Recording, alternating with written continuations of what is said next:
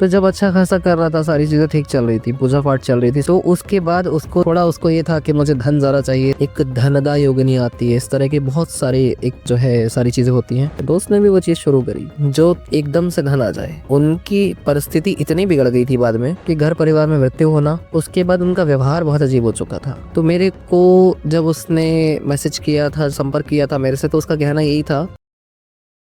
आपने जैसा बताया इतनी होने की शक्तियाँ, तो अगर शक्तियाँ हैं, उनकी साधना है, जाहिर सी बात है कि वो करने के लिए ही है। तो किन लोगों के लिए वो शक्तियाँ बेनिफिशियल है और किन के लिए नहीं है? मनुष्य को स्वतंत्रता दी गई है, उसको विवेक दिया गया है, वो क्या चुनता है सही गलत, अब वो उसको चुनना है कि वो क्या करना चाहता है। अगर किसी की इच्छा भी है और कोई देख कर करना भी चाहता है, तो ऐसे क्या गुण है या ऐसी क्या क्वालिटीज है जिससे वो ये समझ पाए कि हाँ ये साधना उसके लिए बनी है या नहीं? तामसिक प्रवृत्ति के वो लोग होते हैं जो ज़्यादा इन चीज़ों की तरफ आकर्षित होते हैं, लेकिन मेरे हिसाब से कोई भी भक्ति मार्ग में होता है, साधना मार्ग में होता है, पहले से हम सुनते आ रहे हैं कि माया उसे भटकाती है। माया क्या है? माया महामाया का एक स्वरूप है, उसी की रचाई हुई है। अगर वो माया भवानी का ही रूप है और हमारी माँ का ही रूप है, तो एक माँ अपने बच्चे को क्यों भटकाना चाह रही है? अगर कोई बच्चा भक्ति मार्ग में जा रहा है तो माँ को तो उस चीज को सपोर्ट करना चाहिए ना। ऐसे ब्रह्मजाल वो भवानी माता क्यों ला रही है कि बच्चा भटके? एक बात देखो,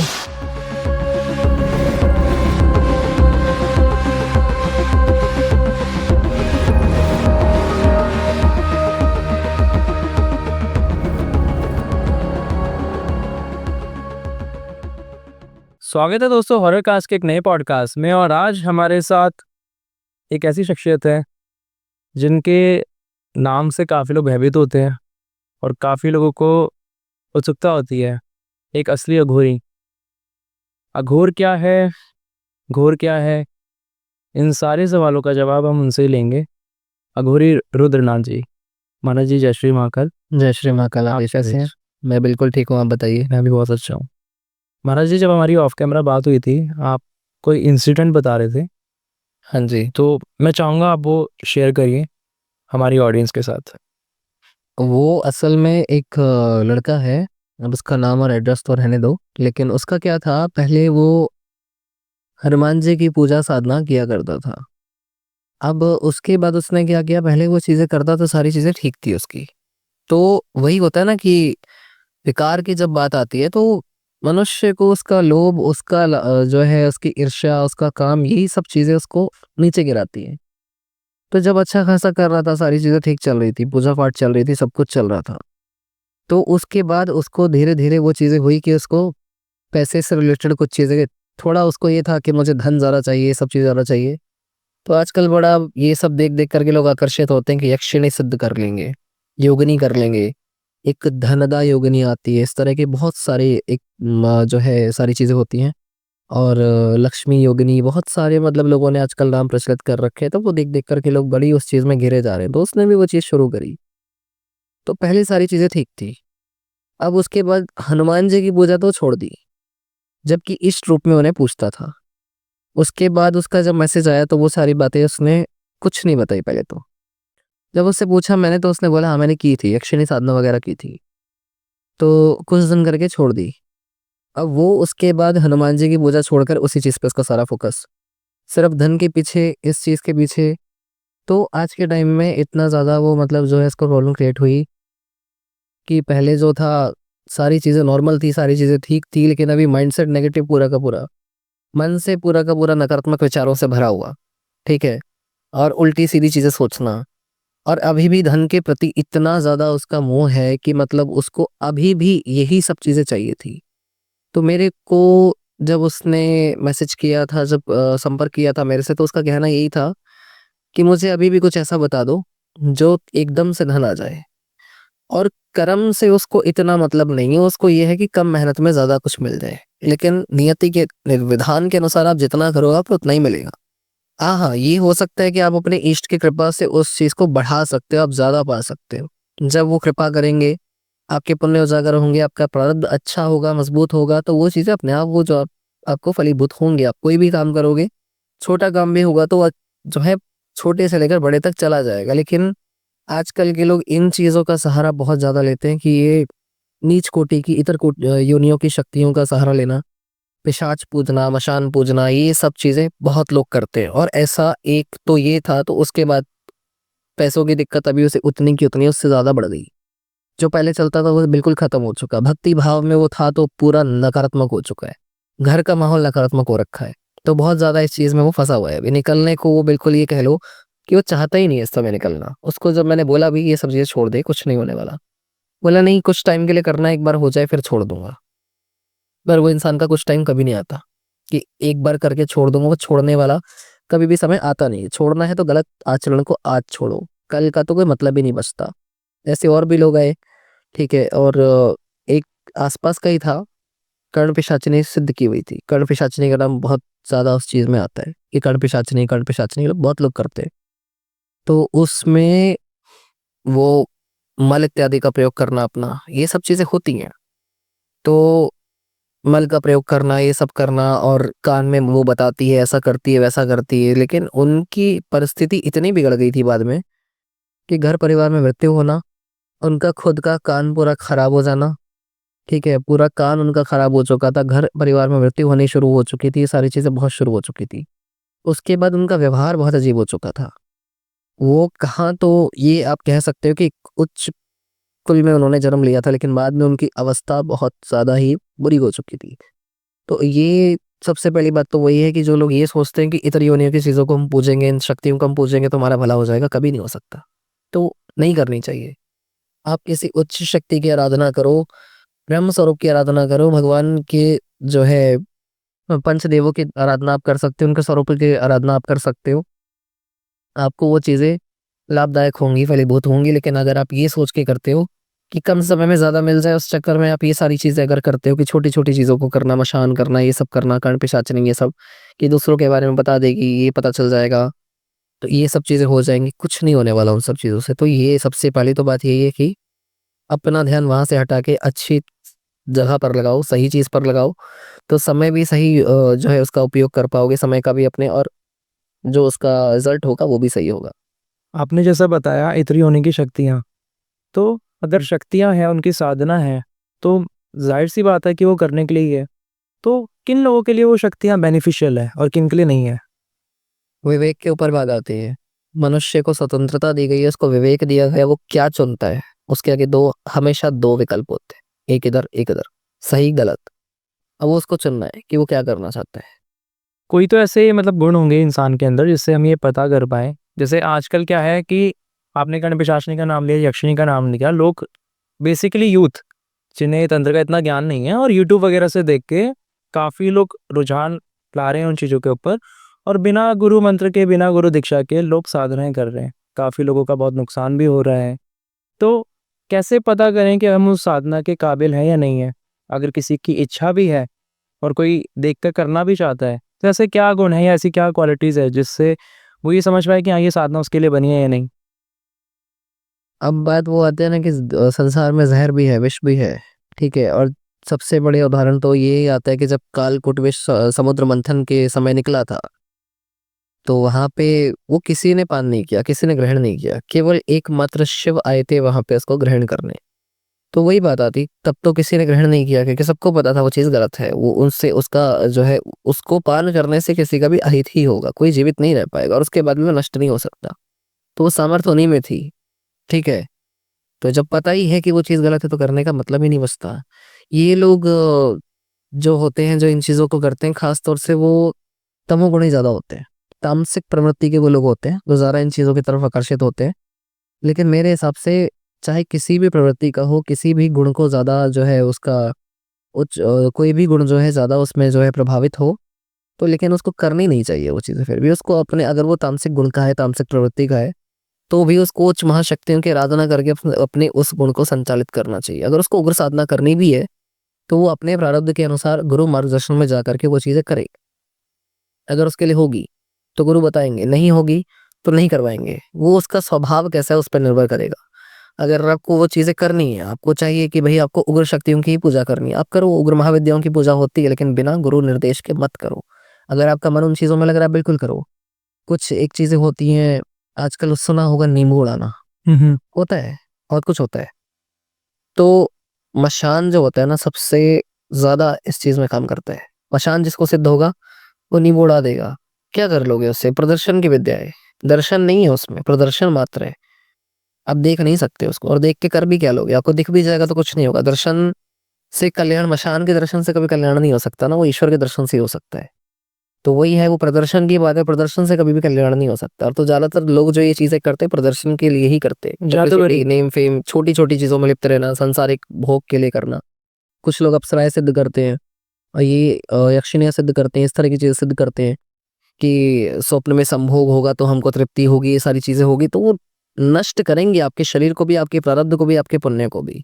और एक समय ऐसा आएगा जब आपके पुण्य क्षय हो जाएंगे, शमन हो जाएंगे, आपका तपोबल बिल्कुल क्षीण हो चुका होगा। तो उस समय आप कुछ भी कर लो, आपको कोई नहीं बचा पाएगा, ये शक्ति यहीं आपका भक्षण कर जाएंगे, और इन्हीं योनियों में आप जाओगे। जैसे आपने गण पिशाचिनी का नाम लिया, मैंने ऐसा सुना है काफ़ी लोगों से कि ये 2 तरीके से सिद्ध होती है, एक तामसिक तरीके से और सात्विक तरीका भी है। तो अगर कोई सात्विक तरीके से सिद्ध करता है, तब भी उसका वो जो फल है वो बेकार ही रहेगा। पिशाचनी पिशाचनी रहेगी ना, तो चाहे सात्विक करो चाहे तामसिक करो, पहली बात तमोगुणी वो होगी होगी, कितना ही उसको सात्विक तरीके से कोशिश कर रहे हो, वो नहीं होगी, ठीक है। और उसकी प्रवृत्ति है, वो पिशाची है, वो है ही पहले से पिशाचनी, तो पिशाचनी की प्रवृत्ति जैसी हो वैसी ही रहेगी। उसको आप कितना ही किस तरह से भी कर लो, वो बदलने वाली नहीं है, वो एक समय पे आके आघात करेगी ही करेगी, वो चीज होती है। तो उसका करने का कोई लाभ नहीं है, अंत में उसका जो है दुष्परिणाम ही आपको मिलना है। गण पिशाचिनी की तरह एक साधना गण मातंगी की बताई जाती है, जो काफ़ी उच्च कोटि की साधना है। वो अलग है। तो इन दोनों में डिफरेंस क्या है? कर्ण मातंगी में कुछ लोगों को लगता है कि माँ मातंगी आ जाती है, कान में बताने के लिए नहीं आती है। कोई भी महाविद, कोई भी ईश्वर का ब्रह्म का जो सगुण स्वरूप होगा, कोई भी स्वरूप होगा, वो कान में बताना, ये सब करना कभी नहीं करेगा। प्रेत भी होगा ना, तो दिखाई देना अलग चीज है, चलो दिख भी गया, लेकिन वो हद से थोड़ा बहुत कान में बड़बड़ाएगा, बोल लेगा, बता देगा, उससे ज्यादा वो कुछ नहीं करेगा। लेकिन जब आती है कर्ण मातंगी की बात, तो वहां पर भी उनकी गणिकाएं होती हैं, उनकी योगनियां हो गई, उनकी सेविकाएं हो गई, उनकी सहचारिणियां हो गई, वो सब चीजें आपको आगे कार में बताएंगी, लेकिन खुद से माँ मातंगी नहीं आएगी उसमें भी। तो वो एक बार को फिर भी आप करना चाहो, तो पहली बात तो मतलब तो उस चीज का भी नहीं बनता है, पर फिर भी एक बार को अगर आपको करनी है तो कर्ण पिशाचनी को छोड़कर आप कर्ण मातंगी की तरफ अपने गुरु के मार्गदर्शन में बढ़ सकते हो, उसमें इतना कोई नुकसान नहीं है आपको। आपने कहा इतना कोई नुकसान नहीं है, मतलब थोड़ा बहुत है। अब गण जहाँ आएंगे तो थोड़ा बहुत तो कहीं ना कहीं आप, एक होता है कि आप महाविद्या की आराधना कर रहे हो, एक है कि आप महाविद्या की आराधना कर तो रहे हो लेकिन उनका नाम लेकर केवल उनके गणों को बुला रहे हो, तो कहीं ना कहीं मुक्ति तो वो भी रोकेंगे रोकेंगे। केवल गणों को पूजना, आपको ऊपर की सीढ़ी चढ़नी है, आपको नीचे नहीं जाना, आपको ऊपर चलना है। तो आप वहां अटक गए, तो नुकसान ये नहीं कि डायरेक्ट कोई ऐसा नुकसान होगा, पर आप वहां अटक जाओगे, आप उस योनि को ही प्राप्त होगे फिर भी, तो मोक्ष तो वहां भी रुक जाएगा, परम लक्ष्य तो वहीं पर समाप्त हो गया ना। जैसा भगवान कृष्ण ने गीता में कहा है कि अगर भूत को पूजोगे हाँ तो भूत वही की योनि में जाओगे प्रेत, और मुझे पूजोगे तो सीधा मेरे पास आओगे। आपका वो मतलब है। वही। तो जितनी भी ये साधनाएं हैं, मतलब गुरुजन ये भी कहते हैं कि ये साधनाएं सिद्धियां आपको, जो आपका असली मार्ग है उससे भटकाने के लिए है, सिद्धियों से पार जाना होता है। लेकिन काफी साधक ऐसे होते हैं जो सिद्धियों में ही अटक जाते हैं और अहंकार बहुत जल्दी आता है। शक्ति ना जब भी आती है तो अहंकार लेकर आती है, और ये कहने का शब्द है, लेकिन हकीकत क्या है, शक्ति अहंकार लेकर नहीं आती है। शक्ति जब आएगी तो अहंकार स्वतः जागृत होगा, क्योंकि जब शक्ति प्रवेश करेगी तो अहम भी जागृत होगा, मैं शब्द आएगा, जब आप मैं मिटा लोगे तो फिर शक्ति शून्य कर देगी आपको। तो जब तक मैं रहेगा तब तक वो अहंकार रहेगा, जिस दिन मैं मिट जाएगा तो वो शून्य भावना में आप चले जाओगे। तो वो चीज होती कि सिद्धियों में उलझना, अब वही है ना कि मंदिर जा रहे हो, रास्ते में शराब की दुकान मिल गई, आप पीने बैठ गए, आपको मजा आ रहा है, आप वहीं लिप्त रह जाओगे, आप आगे छोड़ दोगे, आप कहोगे जब सब कुछ यहीं मिल रहा है, इतना मजा आ रहा है, इतनी चीजें हो रही हैं, जितना आनंद हमें प्राप्त हो रहा है, तो हम आगे क्यों जाएं हम। पर उस समय ये भूल जाते हैं कि परमानंद में और मात्र एक कुछ समय के आनंद में बहुत अंतर होता है। तो ये आनंद तो कुछ समय चलेगा, और यहाँ कोई आनंद नहीं है। वो शराब के नशे में आप सिर्फ आपकी जो नसें हैं, या ये कह लो आपके जो शरीर के अंग हैं, वो सुन्न हो गए, तो आपका दिमाग सुन्न पड़ गया, थोड़ी देर के लिए आप भ्रम में जी रहे हो। तो सिद्धियां भी एक तरह का भ्रम होता है। हाँ, अगर आप उसको पार कर लो और उन सिद्धियों को ही माध्यम बना के अगर आप पार करो, तो वही तंत्र का मूल लक्ष्य होता है।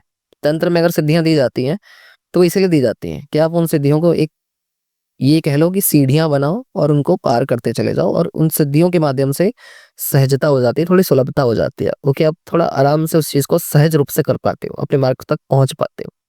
क्या सिद्धि ट्रांसफर भी हो पाती है? मतलब नहीं। आजकल काफी ट्रेंड चल रहा है कि 51,000 1 लाख रुपए ऐसे लोग दावा करते हैं कि आप आओ इतना अमाउंट हमें दो और हम आपको सिद्धि ट्रांसफर कर देंगे। ये पॉसिबल है? जितना मतलब मैंने समझा है कि गुरु कृपा अगर हो आप पे, तो हो सकता है कि गुरु अपनी इच्छा अनुसार आपको कुछ दे दें। लेकिन क्या एक अमाउंट लेके ये सिद्धियों का जो बाजार लगा रखा है, ये पॉसिबल है? गुरु भी जब देंगे तो बीज के रूप में देंगे। अभी एक चीज देखो आप, एक संतान जब गर्भ में उत्पन्न हो चुकी है उस समय वहां पे दोनों पुरुष और स्त्री तत्व का जब मिलन हो चुका है, ठीक है, तो वहां पे जब संतान ने सगुण रूप धारण वहां पूर्ण रूप से कर लिया, इतना कर लिया कि अब वो एक आकार धारण कर चुका है। वहां दिख रहा है कि हाँ वो एक पूरा अपना एक साकार स्वरूप धारण करता जा रहा है। अब 2 महीने 3 महीने बीत गए, उसको 4-5 महीने की अवस्था में आ गया। अब उसको उठाकर एक गर्भ से दूसरे में नहीं डाल सकते, वो नष्ट हो जाएगा वहीं पर। तो संभव ही नहीं है वो चीज। तो ऐसी सिद्धियों का ट्रांसफर कोई संभव नहीं होता है।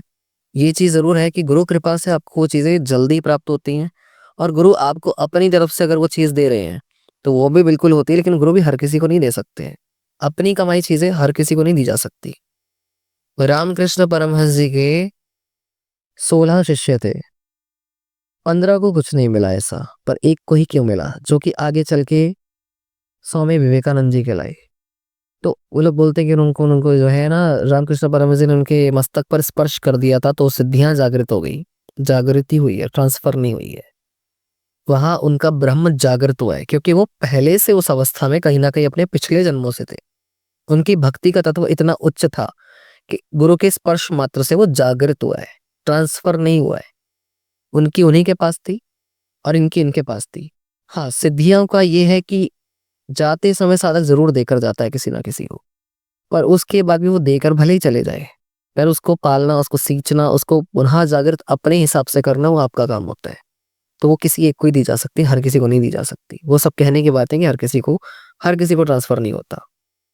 गुरु अपने उत्तराधिकारी को सौंप कर जाता है वो चीजें, या फिर ये चीज होती है कि वो विसर्जन करके जाते हैं। दो में से एक चीज होती है, पर किसी एक को ही दी जा सकती है। ऐसे किसी योग्य साधक को जिसके अंदर इतना सामर्थ्य हो, इतना सूक्ष्म शरीर उसका परिपक्व हो, और वो पहले से साधनाएं करके बैठा हुआ। ऐसे नहीं कि किसी को भी पकड़ा दिया, वो झेल ही नहीं पाएगा, मतलब ही नहीं बचता उस चीज का, तो किसी एक तक ही जाती है। ऐसे ट्रांसफर नाम की कोई चीज नहीं होती। सिद्ध पुरुष में और सिद्धिधारी में फ़र्क क्या है? मतलब कुछ लोग होते हैं जो बहुत निम्न सिद्धियाँ लेके बैठे होते हैं। समझ गया। सिद्ध पुरुष की जब बात आती है तो सिद्ध वो अपने आप में सिद्ध है, वो स्वयं में सिद्ध है। उसको सिद्धियां करने की आवश्यकता नहीं है। शिव ने स्वयं को साधा, तो सिद्धियां शक्तियां वो देवों के देव महादेव कहलाए। तो देवता तो अपने आप उनके आगे पीछे घूम रहे हैं, उनके चारों तरफ घूम रहे हैं। वो स्वयं को साध रहे हैं, ध्यानस्थ होके वो अपनी इंद्रियों को साध के बैठे हैं, अपने मन को साध के बैठे, अपनी आत्मा को साध के बैठे, ठीक है, अपनी चेतना को साध के बैठे। वो स्वयं में शून्य हो गए, वो स्वयं में सिद्ध हो गए। वो पहले से सिद्ध है, उनको सिद्धियां करने की जरूरत नहीं है। वो सिद्ध खुद में सिद्ध हो चुके हैं, वो हो गया सिद्ध पुरुष। सिद्धियों की जब बात आती है कि सिद्धिधारी, तो आपने कोई छोटी मोटी चीज कर ली, कोई मंत्र जागृत कर लिया, आपने चाहे भले से किसी महाविद्या का करा, किसी का भी करा, वो मंत्र आपने अपने लिए जागृत कर लिया, थोड़े दिन के लिए उसकी सिद्धि आपके पास बन गई इस ऊर्जा के माध्यम से, तो वो प्रवाह जब तक ही चलेगा जब तक आप उस मंत्र की ऊर्जा को बनाए रखोगे। आप निरंतर उसका जप करते रहोगे, आप सिद्धियां बनाने के लिए सिर्फ चलता रहेगा। आप मंत्र जब छोड़ दो, सब कुछ छोड़ दो, वो कहीं ना कहीं धीरे धीरे शमन होता जाएगा उनका। ठीक है, जो सिद्ध पुरुष होगा वो डायरेक्ट ब्रह्म से जुड़ा हुआ है, तो वहाँ अनंत ऊर्जा का विस्तार होगा, यहाँ सीमित ऊर्जा का विस्तार होगा। सिद्ध पुरुष के पास अनंत ऊर्जा का विस्तार है, वो ब्रह्म से जुड़ा हुआ है, वो ब्रह्म स्वरूप हो चुका है। और जो सिद्धिधारी होगा उसके पास एक सीमित मात्रा में वो जो है ऊर्जा होगी। सत्यचित आनंद जो अवस्था कहते हैं, वो सिद्ध पुरुष की ही होती है। वो सिद्ध पुरुष की होती है। और जैसे जो कोई साधना करता है, कोई सिद्धि हासिल करता है, तो वो सिद्धि भी उसके जन्मों से जुड़ जाती है, या वो पर्टिकुलर उसी जन्म में रहती है जिस जन्म में उसने साधना करी है? जब आप कोई साधना करते हो, कुछ भी करते हो, तो जो मंत्रों की ऊर्जा होती है वो आपके सूक्ष्म शरीर में आकर विद्यमान हो जाती है। तो जब कोई साधक अगर शरीर छोड़ भी रहा है तो वो सिद्धियां उसके साथ ही जाएंगी, ठीक है। उसका आंशिक रूप भले ही वहां रह जाए, लेकिन वो सिद्धियां फिर भी उसके साथ ही जाएंगी, क्योंकि वो उसके जल और भूमि तत्व के साथ नहीं थी, वो उसके सूक्ष्म शरीर में विद्यमान थी। तो सूक्ष्म शरीर तो साथ ही जाएगा। जिस समय मोक्ष होगा तब की बात अलग होती है, लेकिन जब तक वो निरंतर जन्म ले रहा है तो वो अपनी आगे की यात्रा को पूरा करे जा रहा है, तो तब तक सिद्धियां साथ ही जाएंगी। इसीलिए कुछ लोगों को बोला जाता है कि पूर्व जन्मों की सिद्धियां हैं, तो अभी उसको इतना करने की जरूरत नहीं है, वो थोड़ा सा करेगा वो जागृत हो जाएंगी। तो यही कारण होता है। एक अघोरी में और एक ओघड़ में क्या फर्क होता है? अघोर जो होता है वो मन की एक अवस्था होती है, शांत सरल, ठीक है, सहज भाव में रहने वाला, वो अपने मन की अवस्था है। वो कोई भी करे वो अलग चीज है, वो साधक गृहस्थ में रहकर करे चाहे कैसे भी करे, वो एक अबोध बालक की तरह होता है, शांत एकदम सरल होता है, उसको कोई बोध नहीं होता, क्या गलत से क्या सही, क्या बुरा क्या अच्छा, उसको कोई मतलब नहीं है, ठीक है।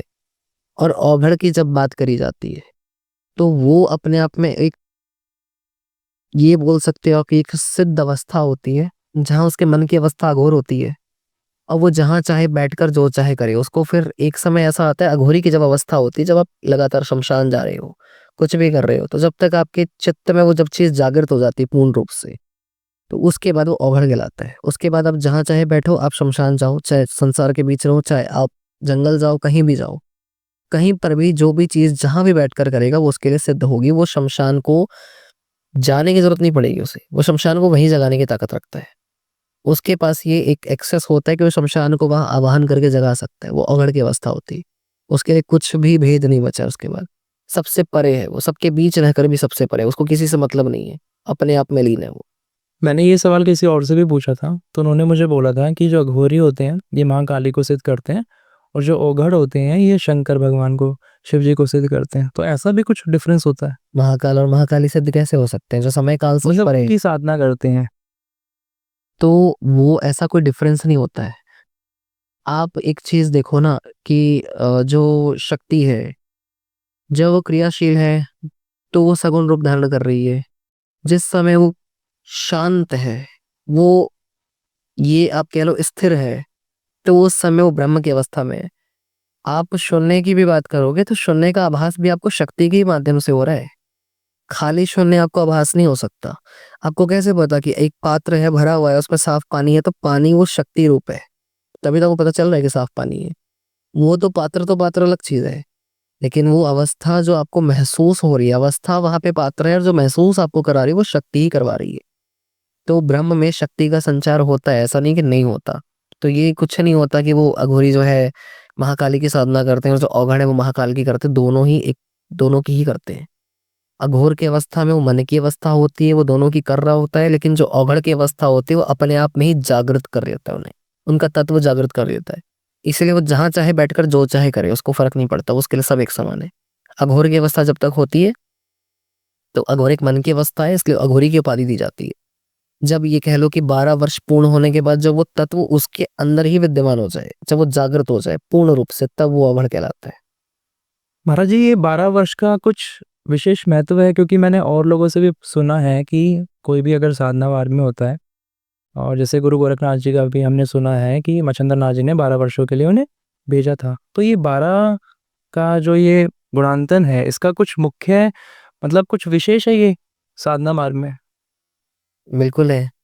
एक समय की अवधि ऐसी होती है जिसमें साधक अगर यदि अपने आप को साध लेता है, इस समय काल में अगर यदि वो गुरु आदेशों का पालन करके 12 साल के ब्रह्मचर्य व्रत का पालन करते हुए अपनी साधनाओं को परिपक्व कर लेता है, तो इतना समय उसके लिए पर्याप्त होता है कि उसके अंदर की वो चेतना जागृत हो जाए। उसके बाद वो आगे के लिए तैयार हो जाता है। तो ये समय मिनिमम एक कम से कम समय काल होता है कि इतना उसको करना ही करना है। आगे तो आगे की बात है, पर इतना शुरुआत में कम से कम होता है कि उसका एक मंडल पूरा हो जाता है उसमें, ये चीज होती है। अघोरी लोग जैसे चिमटा धारण करते हैं, आपने भी कर रखा है, धूना रमाते हैं, तो चिमटे का क्या महत्व है? एक होता है मूर्ति पूजन होता है, एक होता है निर्गुण की, जब आप पूजा कर रहे हो तो मूर्ति तो होगी नहीं, ठीक है। तो जो धूना होता है वो आसन होता है। उसके बाद जो चिमटा होता है, चिमटे में जो छल्ला जैसे इस तरह से आप देख रहे हो कड़ा जैसा है, इसमें और भी छोटे छोटे होते हैं। तो यहाँ पे शक्तियां की जो ऊर्जा होती है वो वास करती है इस पे। और जब इसको गाड़ते हो आप तो एक मूर्ति का एक प्रतीक मान लिया जाता है इसको, एक स्तंभ का प्रतीक कह लो, कुछ भी कह लो, प्रतीक माना जाता है कि इस पे ऊर्जा आएगी और वास करेगी। और नीचे उसके लिए आसन होगा, वो धूना उसके लिए आसन के समान होता है। तो ये चीज होती है, इस चिमटे पर शक्तियां वास करती हैं। और धोने का क्या महत्व होता है? धोने में दो चीजें आती हैं, गोल होता है एक चौकोर होता है, आपने देखा होगा। तो जो गोलाकार होता है वो उन साधकों के लिए होता है जो शून्य अवस्था की प्राप्ति के लिए होते हैं, उनको उसमें जाना है।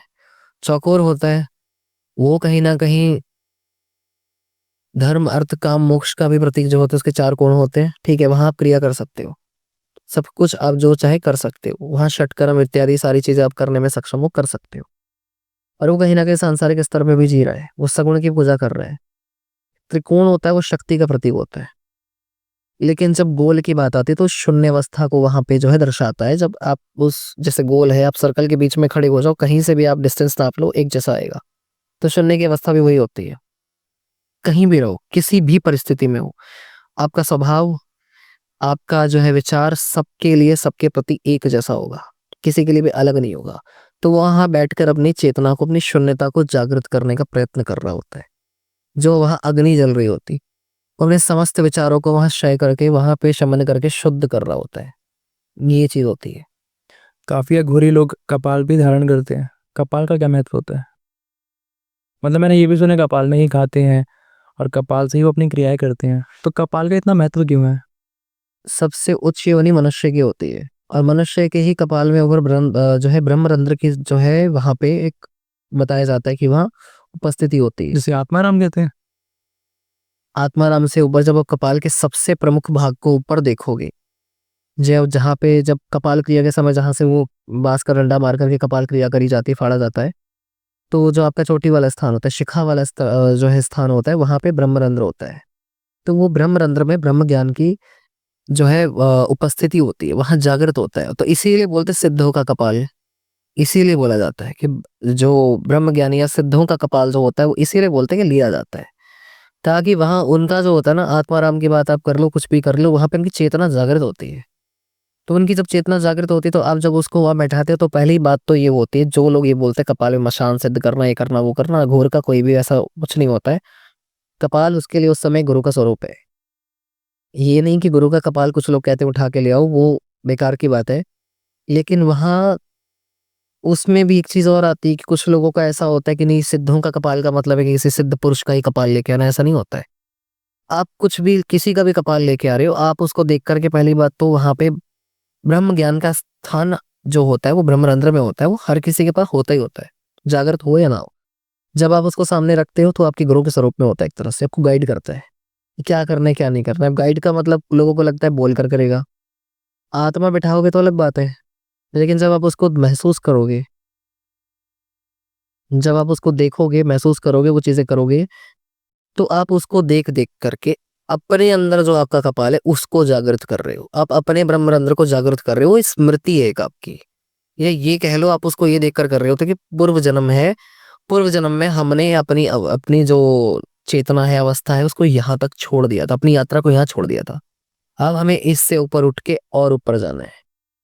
तो वो चीज होती है, आप उसको देखकर अपने अंदर का जगा रहे होते हो, अपने अंदर की चेतना को जागृत कर रहे होते हो, अपने अंदर के ब्रह्म ज्ञान को और उच्चतम स्तर पर जागृत कर रहे हो, जब तक मूलता नहीं प्राप्त हो जाती। तो मतलब ये सिंबॉलिक है, इसका साधना से कोई लेना देना नहीं है? बिल्कुल है ना, वो भी है। दूसरा इसका कारण होता है, यंत्र की तरह काम करता है ये, क्योंकि आप किसी महाशक्ति को स्थान कहाँ दोगे, उसकी ऊर्जा को स्थान क्या दोगे? सबसे शुद्ध और पवित्र और उच्च स्थान पर। अब माँ काली को स्थान देना है, माँ तारा को स्थान देना है, ठीक है, तो उनकी ऊर्जाओं का आप वास कहाँ कराओगे? तो एक यंत्र की तरह वो काम करता है। अगर अब शाक्त में जाओगे, कहीं भी जाओगे, वहां तांबे के यंत्र मिलेंगे, पीतल के यंत्र मिलेंगे, अष्ट धातु के मिलेंगे, पंच धातु के मिलेंगे। अघोर में आपको कपाल के रूप में यंत्र मिलेगा ज्यादातर। तो आप उसके ऊपर वहां पे उस ब्रह्मरंध्र के ऊपर उस चेतना को, उस महाशक्ति की ऊर्जा को आप स्थान देते हो, तो यंत्र के रूप में काम करता है कपाल। तो मूल दो कारण होते हैं। पहला, अपनी चेतना को जागृत करना, अपनी अंतर अवस्था को उसको देख देख करके अपने अंदर को जागृत करना। जैसे एक होता है ना, दीपक जलाते हैं, तो दीपक की लौ को देख देख कर हम दीपक जब तक जलाते हैं, जब तक उसकी लौ पर ध्यान करते हैं, जब तक हमारे अंदर की भक्ति की लौ जागृत ना हो जाए। तो स्मृतियां टाइप की होती हैं, उसको देख देख करके आपको अपनी याद आ जाएगी। तो ऐसे उस कपाल को देख देख करके आपको अपना याद आ जाएगा कि अब हमारे अंदर है, तो उसको जागृत कैसे करना है। और दूसरा, वो यंत्र का काम करता है। तो दो चीजें होती हैं उसमें। पर आपने जैसे भी बताया कि चिमटे के अंदर भी आप ऊर्जाओं को धारण करते हैं, तो चिमटे के अंदर ही नहीं कर सकते? कपाल जरूरी है? सब चीजों का अपना एक अलग अलग स्थान होता है। अब जैसे माँ काली की ऊर्जा विद्यमान करना चाहते हो, चिमटे पर नहीं करोगे, नाथों की जितनी भी ऊर्जा होगी चिमटे पर स्थापित हो जाएगी, लेकिन माँ काली की करने त्रिशूल चाहिए आपको, त्रिशूल पर स्थापित हो जाएगी। ये कोई त्रिगुणात्मक शक्ति है, ये देखो ना, ये गोल है। तो यहाँ शून्य की शक्तियां जो होंगी स्थापित होंगी, माँ काली भी शून्य की, ऐसी नहीं है। कि माँ काली की ऊर्जा शून्य नहीं है। माँ काली की ऊर्जा भी शून्य की अवस्था को महसूस करवाती है, लेकिन यहाँ नाथों का संप्रदाय का जो चलता है वो चिमटे पर ज़्यादा चलता है। ठीक है, जो उनकी चेतना की, जो उनकी ऊर्जाओं का चलता है वो इस पर ज़्यादा चलता है। बाकी माँ काली की स्थापित करनी है, वो आप त्रिशूल पर जागृत कर सकते हो, आप उसको जो है महाकाल के उस पर जागृत कर सकते हो, शमशान भैरव, काल भैरव या भैरव के जो स्वरूप होते हैं उनकी कर सकते हो, ये चीज़ें होती हैं।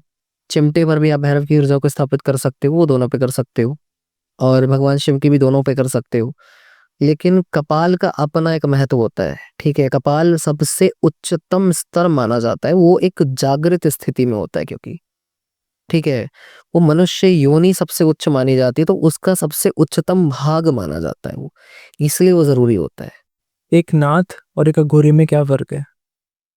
क्योंकि दोनों अपने नाम के आगे नाथ लगाते हैं, लेकिन नाथ संप्रदाय में जैसे जो दर्शनी योगी होते हैं उन्हें ही नाथ माना जाता है, बाकियों को औघड़ बोलते हैं, मतलब आधा माना जाता है। बाकी अघोरियों के आगे भी मैंने देखा कि अपने नाम के आगे नाथ लगाते हैं। तो दोनों में कुछ फ़र्क है या एक ही है? नाथ का मतलब होता है स्वामी, और वो है भगवान शिव। तो हर नाम के पीछे जहाँ नाथ लग रहा है तो वो भगवान शिव के अनुयायी बोले जाते हैं। तो नाथ संप्रदाय में भगवान शिव का जो है उनका ही पालन करते हैं, उन्हीं के नियमों का पालन करते हैं। अघोरी भी वही करते हैं। ठीक है, तो उसमें ये चीज आती है कि नाथ संप्रदाय एक शैव संप्रदाय की प्रथा है, और अघोर पंथ उन नाथ संप्रदाय के 16 पंथ, अभी तो 12 ही बचे, 4 लुप्त हो चुके हैं, लेकिन उसमें भी जो 12 होते हैं उनमें अघोर और कपालिक में लोग कंफ्यूज हो जाते हैं। कपालिक नाथ संप्रदाय के अंदर आता है, अघोर जो होता है वो बिल्कुल स्वतंत्र है।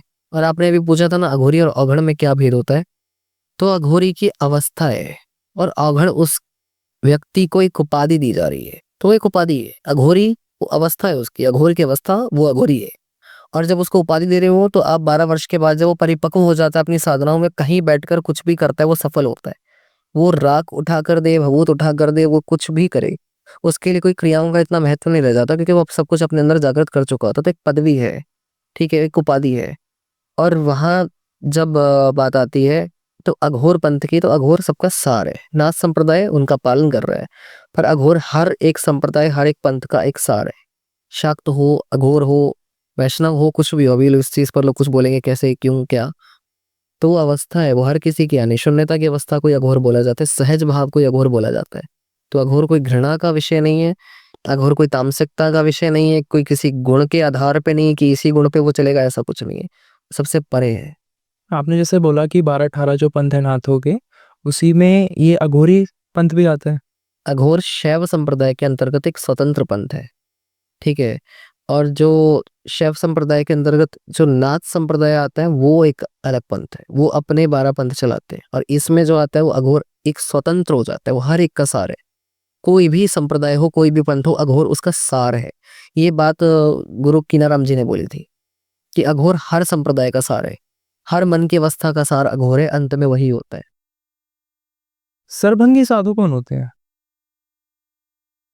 और सरभंगी साधना भी होती है, मैंने सुनी है, तो आप उसके बारे में थोड़ा बता सकते करते हैं लोग सरभंगी साधना। सरभंगी साधु वो होते हैं जो बिल्कुल, ये कह लो कि कुछ लोग ज्यादातर बोलते हैं कि एक ही वस्त्र पहना है तो उसी अवस्था में रह रहे हैं, तो ये भी सच है। वो शुद्धता पवित्रता का भेद भुला देते हैं बिल्कुल। वो अपनी उन साधनाओं में लिप्त रहना, उन क्रियाओं में लिप्त रहना, वो हर एक तरह की चीज करते हैं, उनको किसी चीज से कोई मतलब नहीं। वो शमशान में पड़े हुए, वो मांस का भक्षण कर रहे हो, कुछ फर्क थोड़ा सा आता है। वो हर तरह की गंदगी में रहना पसंद करते हैं ज्यादातर। ठीक है, वो वहां पे अच्छाई को ढूंढ रहे होते हैं। अघोर में कोई भेदभाव नहीं होता, वो जैसा है वैसा है। अघोर में कुछ लोग बोलते हैं कि अघोरी नहाते नहीं है, ऐसा कुछ होता है, उसमें कुछ नहीं, वो सरभंगी से रिलेट कर देते हैं उसको। वो नहीं नहाते हैं, पर वो सब कुछ कर रहा है, उसको शुद्ध और अशुद्ध का मतलब नहीं है, पर उसको पवित्र रहना पसंद है, वो अघोर है। वहां भेद ही नहीं आता है। पर सरभंगी अपनी चीजों में लिप्त है, वो हर एक तरह की साधना कर रहा है, कुछ भी कर रहा है, वो किसी भी अवस्था में कैसे भी कर रहा है, वो वहां लिप्त है। और वो संसार से बिल्कुल परे होगा। अघोरी संसार के बीच में भी होगा, पर सरभंगी बिल्कुल परे होगा।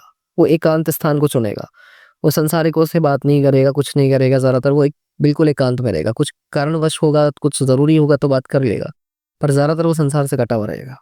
तर अघोरी उनके बीच में भी रह सकता है। हैं? एक अवस्था मैंने सुनी है, अवधूत अवस्था, जो भगवान दत्तात्रेय के लिए भी बोलते हैं। तो ये अवधूत अवस्था क्या होती है? और क्या भगवान दत्तात्रेय का अघोर संप्रदाय में भी कोई मतलब बिल्कुल है। महत्व है? और अगर है तो उनकी मतलब कौन सी साधनाएं अघोरी करते हैं? दत्तात्रेय जी को तो गुरुमंडल में वैसे भी पूजनीय हर संप्रदाय में माना जाता है, ठीक है। और दत्तात्रेय जी अघोर हो, शाक्त हो, वैष्णव हो, कौल हो, नाथ हो, किसी भी संप्रदाय में हो, दत्तात्रेय जी को गुरुमंडल में वहां पे उनकी उपस्थिति मानी ही मानी जाती है, क्योंकि वो हर संप्रदाय के गुरु माने जाते हैं वहां पर। वो ब्रह्मा विष्णु शिव का एक तत्व स्वरूप है, तो वो बिल्कुल माने जाते हैं। और वो एक कह लो कि एक ही बस एक अवस्था के दो शाब्दिक रूप, एक अवधूत एक अघोर, तो वो दोनों चीजें लगभग एक ही होती हैं। मतलब कोई भेद नहीं है? इतना कुछ खास भेद नहीं है, बस शाब्दिक रूप में वो बदल दिया जाता है, ये प्रमुख बात होती है। दूसरी बात, दत्तात्रेय जी का पूजन हर संप्रदाय में होता है, हर पंथ में होता है, वो एकत्व स्वरूप है उनका। महाकाली और शमशान काली, इनमें भेद है? क्योंकि काफ़ी लोगों से मैंने सुना है कि शमशान काली जिनके साथ शंकर जी की तस्वीर नहीं होती है, उनकी पूजा घर में नहीं करनी चाहिए। अगर उनकी पूजा घर में करते हैं तो उसका मतलब नेगेटिव इम्पैक्ट आता है।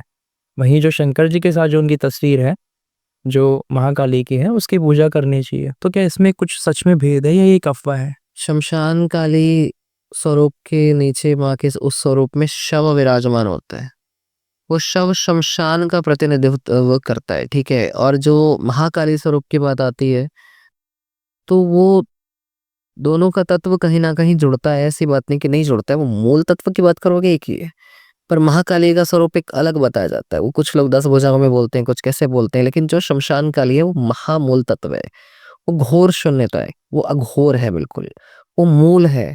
क्योंकि जो शमशान काली की बात जब करते हैं, तो जो माँ काली का रूप प्रकट हुआ था संसार में, शमशान से ही हुआ था।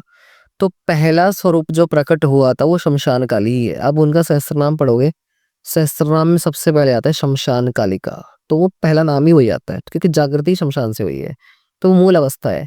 और उस मूल अवस्था में जाने के लिए आपको भी कहीं ना कहीं वहाँ सामंजस्य बैठाना पड़ेगा। अब वो गृहस्थ में रहकर आप नहीं बैठा पाओगे, वो शून्यता प्रदान करेगी, वैराग्य देंगी, आप उस चीज को एक्सेप्ट नहीं करोगे, आप उस चीज को नकार दोगे, नहीं ये नहीं होता। तो वहां फिर दिक्कत आनी शुरू होती है।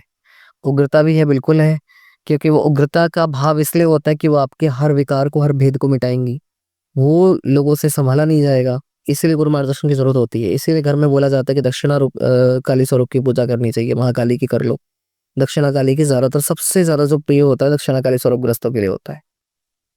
ऐसा ही माता धूमावती के लिए भी कहते हैं कि जो मैरिड लड़कियां हैं, औरतें हैं, उनको धूमावती माता की पूजा नहीं करनी चाहिए। करनी चाहिए, यहाँ तक के दर्शन भी निषेध होते हैं। तो महाराज जी, जैसे कि अब वो तो जगदम्बा है, भवानी है, ऊर्जा है, तो ऐसा क्यों है कि जो मैरिड लोग हैं, अगर किसी की श्रद्धा माता धूमावती में आ गई, तो अगर वो दर्शन करता है, उनकी साधना करता है, तब भी उसको नेगेटिव इम्पैक्ट आएगा? क्योंकि कहते हैं देखो कि भक्ति सबसे ऊपर है। अगर इंसान भक्त है और निस्वार्थ भक्त है, तो चाहे वो किसी की भी पूजा कर रहा हो, वो कभी आपका जो इष्ट है वो आपका अनिष्ट नहीं करेगा। धूमावती उग्र देवी है, उनकी जब आप पूजा करते हो तो कहने को कुछ लोग बोलते हो दरिद्रता प्रदान करती है, ऐसा नहीं होता है। वो दरिद्रता का हरण करती है, ठीक है। वो अपने साधक पे प्रसन्न होकर उसको इतना धनवान बना सकते हैं कि कोई हद नहीं है उसकी। क्रोधित हो जाए, रुष्ट हो जाए, तो वो उसके सर्वनाश की कोई हद नहीं है, लेकिन वो शक्ति रूप में है, ठीक है। लेकिन अगर माँ के रूप में आप बात करोगे, तो अब कोई बच्चा है, अगर उसके पिता के जो है वहां उसकी माँ से वो पृथक हो जाता है। अब यहाँ तो खैर आदिशक्ति की बात चल रही है, पर फिर भी एक सांसारिक तौर पर भी देखे तो अगर उसकी माँ उस स्वरूप में हो जाती है, तो क्या वो माँ को छोड़ देता है? नहीं छोड़ता। तो वही बात इनके लिए आती है। भक्ति भाव की बात एक अलग है, लेकिन वहां मार्गदर्शन गुरु का होना फिर भी थोड़ा सा अनिवार्य होता है। और घर के अंदर मना किया जाता है, ये नहीं कि ये नुकसान पहुंचाएंगे। इनके जो गण होते हैं, इनकी जो सहचारिणियां होती हैं, इसी स्वभाव की होती हैं कि ये थोड़ा सा उग्रात्मक होती, इसलिए मना करते हैं। तो पूजने में दिक्कत नहीं है, पर विधान के साथ होना चाहिए। इनके जो गण वगैरह होते हैं, ये सारी चीजें होती है, बहुत नुकसान वहां पे पहुंचाने की संभावना रखते हैं, तो गुरु मार्गदर्शन होना जरूरी है। माँ कुछ नहीं बोलेंगी, माँ तो हर स्वरूप में माँ है। कुछ लोग बोलते हैं कि माँ धूमावती के साथ उनके शिव नहीं है, क्यों नहीं है?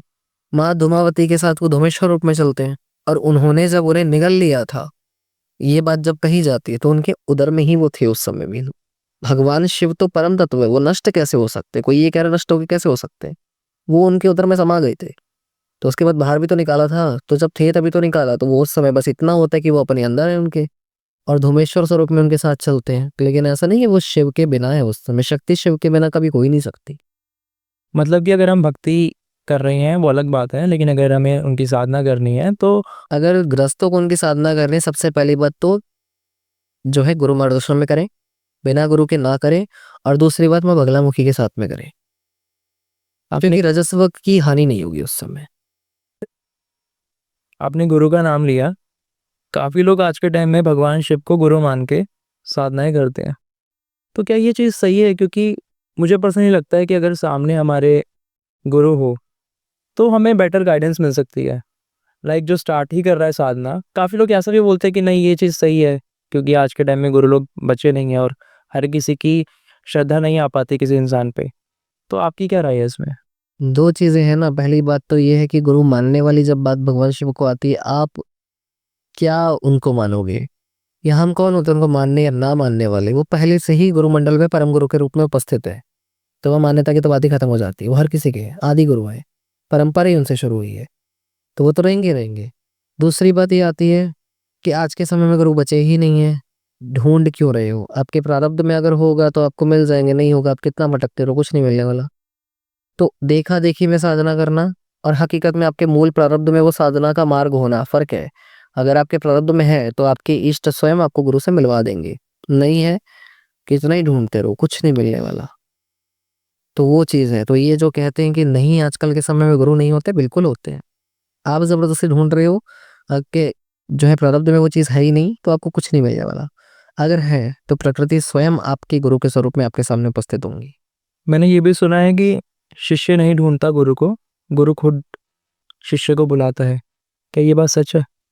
जब शिष्य के अंदर पात्रता आ जाती है तो गुरु स्वयं शिष्य की पात्रता के अनुसार, गुरु की जो ऊर्जा होती है, जो तत्व होता है, वो अपने आप शिष्य को अपनी तरफ खींच लेते हैं।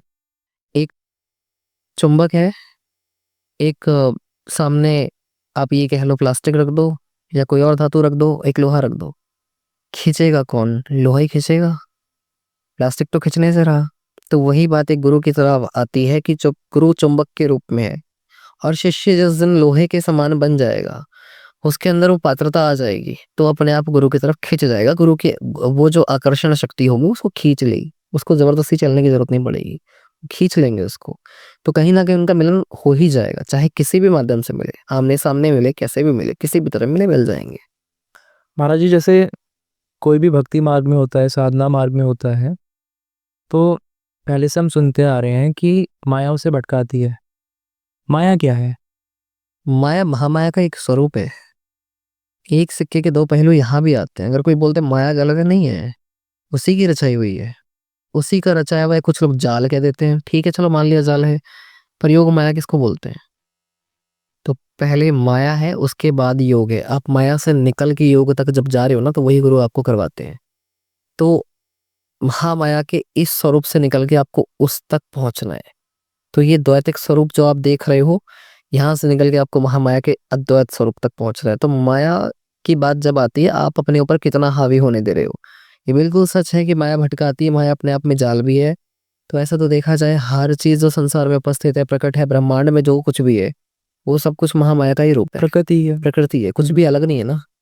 तो इसीलिए माया गलत नहीं कह सकते। माया ना हो तो आप महामाया की ओर जाओगे क्यों? और आपको कौन वहां जाने से रोकेगा और कौन प्रेरित करेगा? जब माया अत्यधिक हो जाएगी, जब आप प्रताड़ित हो जाओगे, दुख और कष्टों से भर जाओगे, तब आप भगवान को पुकारोगे। तो ये भी तो एक माया थी।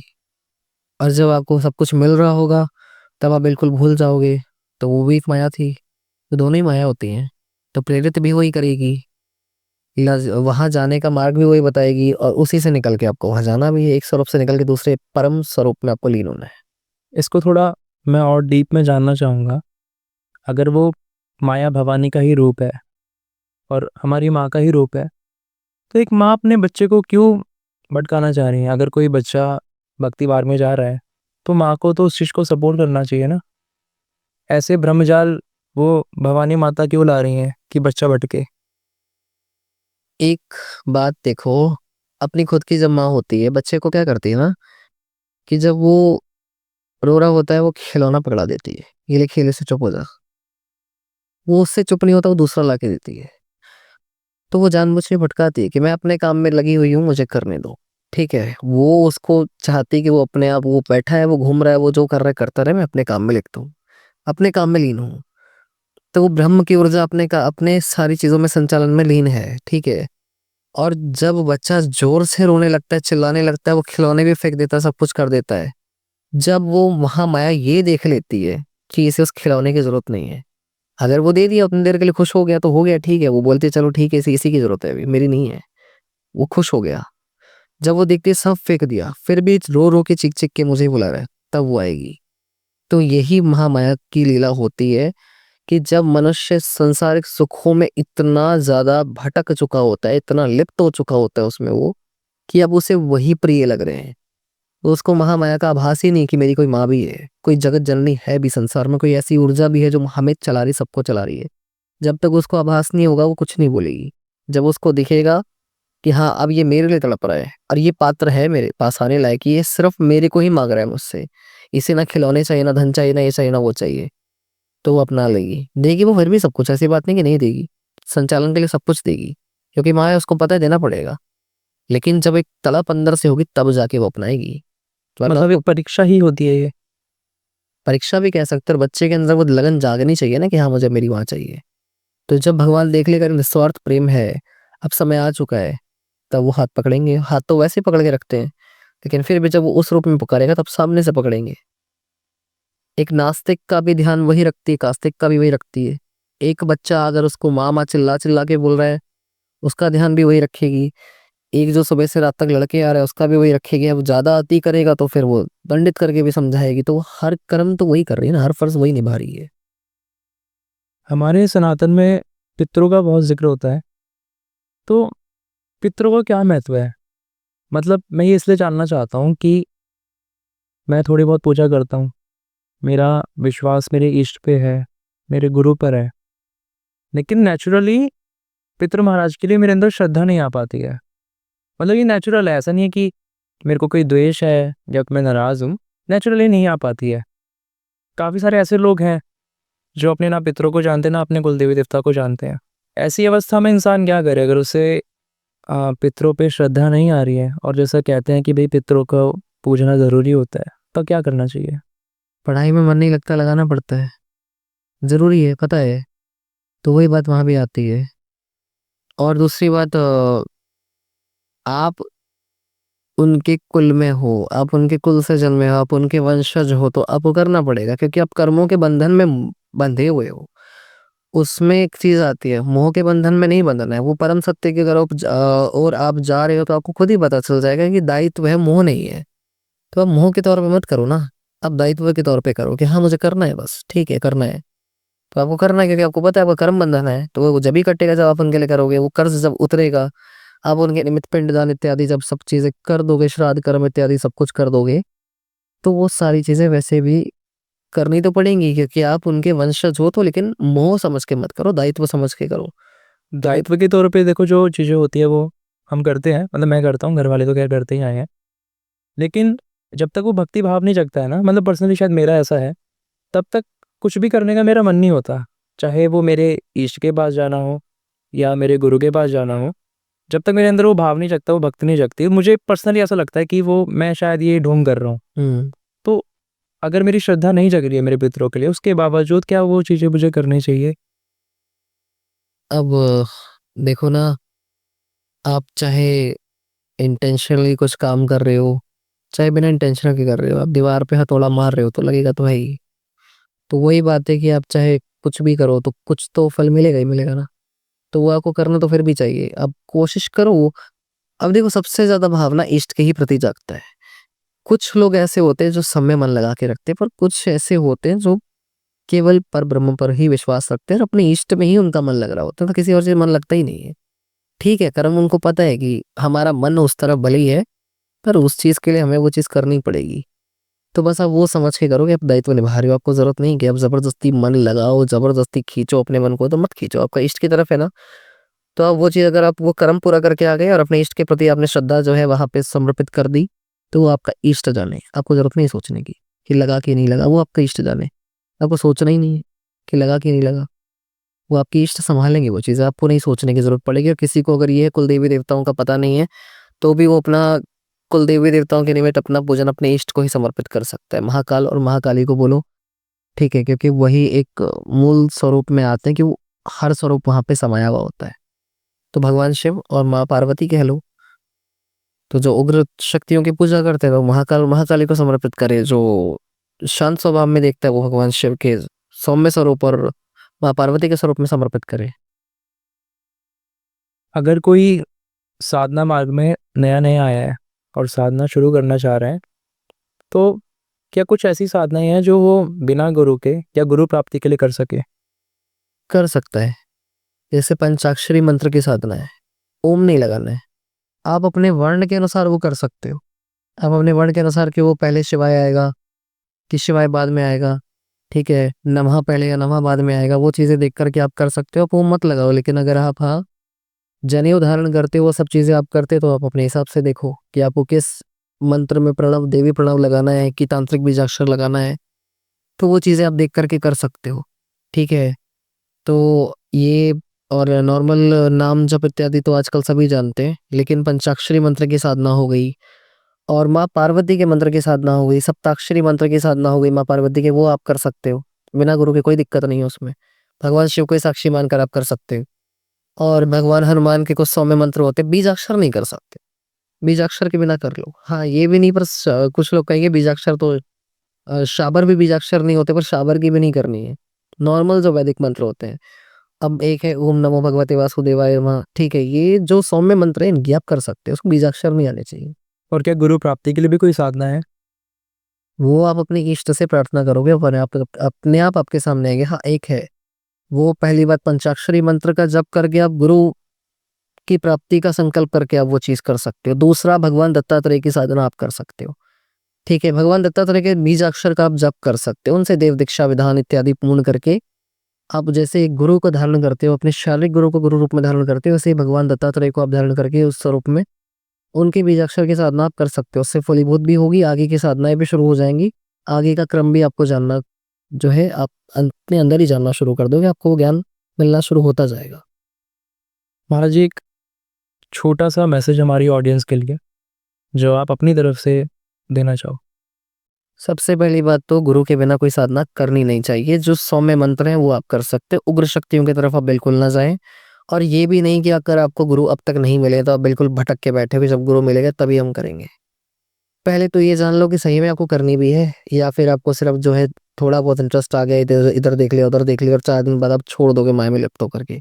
नहीं, वो कठोर परीक्षा देने के लिए अगर आप सज्ज हो तो आ जाओ, नहीं हो तो मत आओ। पहले सोच लो, तैयारी करो उस चीज के लिए। और अगर गुरु नहीं भी मिल रहे उस समय तक, तो भगवान दत्तात्रेय को मानकर या फिर भगवान शिव को मान करके आप सौम्य मंत्रों की साधनाएं शुरू कर सकते हो। और लोग पंचाक्षरी को बहुत छोटा समझते हैं, लेकिन पंचाक्षरी महामूल मंत्र है, ब्रह्मांड का सबसे बड़ा मंत्र महाशिव पुराण के अनुसार, श्री शिव महापुराण के अनुसार बताया जाता है। और भगवान दत्तात्रेय का बीजाक्षर भी जो है गुरुमंडल में आपको बहुत उनकी पूरी कृपा दिलवा सकता है, लेकिन आप श्रद्धा भाव के अनुसार करो तो ये चीज है कि बिना गुरु की कोई भी ऐसी चीज ना छेड़े जो कि आपके अधिकार क्षेत्र में ना हो और आपको उस बारे में पूर्ण ज्ञान ना हो, क्योंकि अधूरा ज्ञान घातक होता है। और अपने बारे में ना सही, अपने गृहस्थ के बारे में भी सोचो, ठीक है। अब कोई कहेगा हम तो गृहस्थ से बाहर रहते हैं, तो आप कहीं ना कहीं आपके रक्त संबंध कहीं तो जुड़े ही होंगे, आपका पिंडदान तो हुआ नहीं है, तो प्रभावित तो करेगा ही करेगा। यहाँ नहीं, उस लोक में चाहे किसी भी लोक में, तो वो सब चीजें सोचकर थोड़ा चलना चाहिए लोगों को। महाराज जी, बहुत अच्छा लगा आपके साथ ये पॉडकास्ट करके, और मैं उम्मीद करता हूँ कि आगे भी हम जब भी आपका यहाँ पर आना होगा, क्योंकि एक ऐसा टॉपिक है एक पॉडकास्ट में कवर नहीं हो सकता। हाँ जी, आध्यात्मिक इतना बड़ा रास्ता है कि हम जितना इसको खोजेंगे और ही गहरा होता जाएगा। तो जब भी अगली बार आपके पास समय हो, आप हमारे लिए थोड़ा सा समय निकालना और हम एक और पॉडकास्ट करेंगे। जी बिल्कुल। तो दोस्तों, यही था आज का पॉडकास्ट। मैं उम्मीद करता हूँ आप लोगों को पसंद आएगा। और अगर आप लोग महाराज जी से कांटेक्ट करना चाहते हैं तो उनकी डिटेल्स आपको डिस्क्रिप्शन में मिल जाएगी। बाकी मिलते हैं नेक्स्ट पॉडकास्ट में। धन्यवाद।